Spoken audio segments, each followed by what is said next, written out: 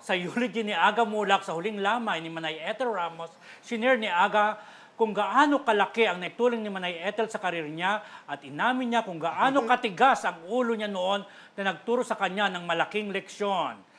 Roll, BTR. Ayan. Pumasok po ako bilang isang artista at nagawa ko ang pelikulang Bagets. And naging napakaganda po ng pasok ko sa industriya. Pagkatapos nun, Hot Shots, Campus Beat, and then lahat nun, bumagsak na ako. Sa mga hindi po nakakaalam, in 84, 85, 86, I was there. By first time I was 14 years old, 15, 16. And then, ito na, bilang binata na nakaramdam ng kasikatan, ako po ay nagrebelde. Kala ko walang katapusan ng kaya ang buhay noon, ang pag-artisan kasi ako ay nawala. So I was doing movies left and right. So lang, Regal was there. Of course, si Mother Lee was helping me out. And ang nag-handle po ng mga press ko naman si Tita Ethel all the time. And pinaka-ayokong gawin sa buhay ko noon ay umattend ng press con. In that time, in the 80s, late 80s, until si Tita Ethel would always tell me, ano ka ba? Dumating ka pa, di ba? Dumating ka pa, gano'n yun. Kasi dumating ako parang patapos lang. Or sometimes, most of the time, hindi po ako dumarating. So fast forward po in 1990, and made a big decision in my life, and I said, parang hindi ako ito lang. Parang I'm bigger than what I am at that point. And I met God. I met our Father, and this is what happened. Tita Ethel Ramos ay pinatawag po ng tatay ko. Pumunta po sa bahay namin yan sa New York, Papa, sa New York, Cubao. Pumunta siya doon. Sabi, Aga, sabi ng Papa ko, eto kailangan mo, Ethel Ramos. Ganun ka, 19, 20 years old, I'm like, press con, ano mangyayari sa akin dyan, di ba? Parang, ganyan, eto ang kailangan mo, ganyan, because your career is wala na, and ganyan. So long story short, hindi ko maintindihan.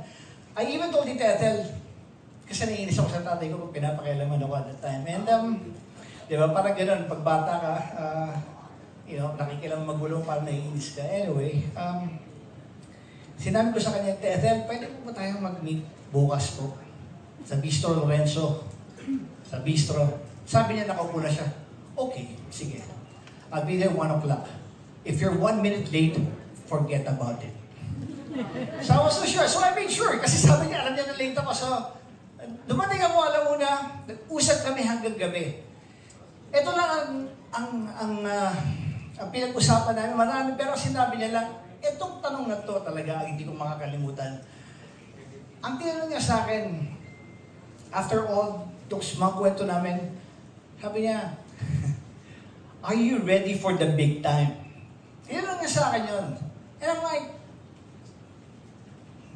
anong ibig sabihin are you ready for the big time? Who doesn't want to be big time? It's like, of course, do you know what it entails to be in that league? Whatever it is, I go, I'm ready for it. So it started just like that. And I would say, again, the rest, I guess, is history. Ngayon ko lang na-realize how big she is and she was. Because the whole time, she covered me. She shielded me from everything, from what was happening. Tita Ethel and I had this relationship that no one will ever know. What we talked about all the time, what we would talk about, how we would plan things, lahat ng sakit, dinaanan ko dyan. Ang hirap kung paano niya ako minolde talaga dahil matigas sa ulo ko talaga.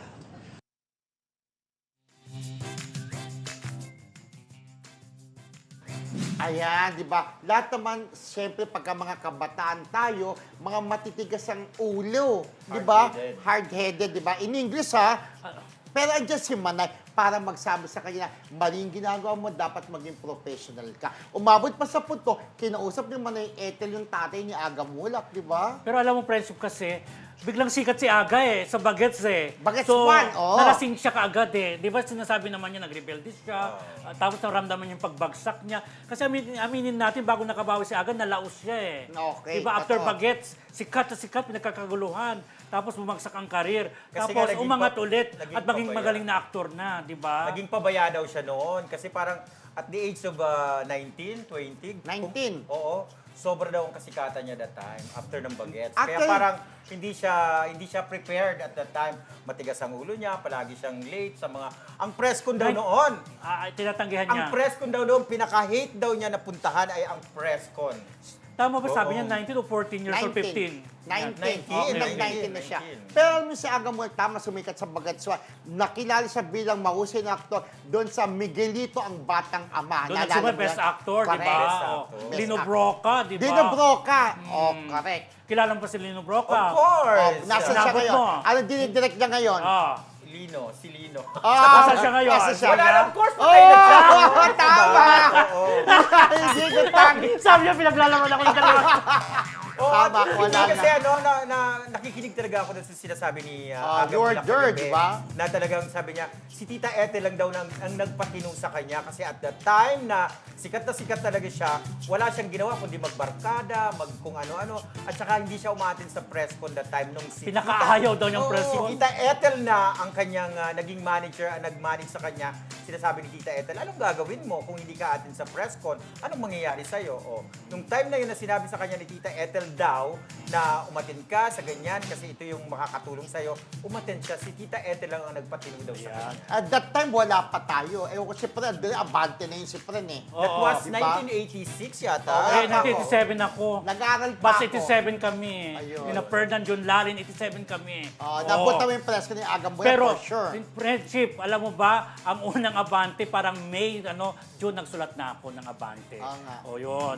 Anyway, friendship, Correct. thank you kay Binya Vivara sa Thank video, you. ah. Correct. Binigay ni Binya kagabi kasi nandun din siya sa huling At saka laban nasa ng unahan Manay. sila eh. Ayan. Kami nasa likuran. Bongga. talaga. Thanks,